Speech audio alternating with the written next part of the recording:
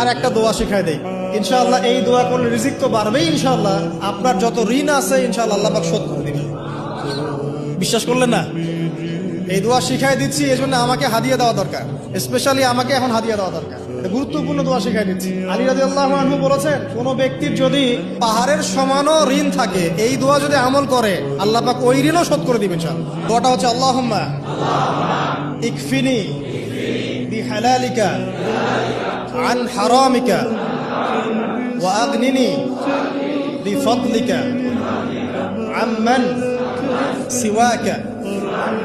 এই দোয়াটা ছোট না, এটা মুখস্থ করবেন, সেজদায় পড়বেন, নামাজের সেজদায় পড়বেন, আত্তাহিয়াতু দরুদ শেষ তারপরে পড়বেন, নামাজ শেষে হাত তুলে করবেন, যখন তখন শেষ রাত্রে করবেন, ইনশাআল্লাহ দেখবেন আপনার ঋণ বলতে কিছু থাকবে না।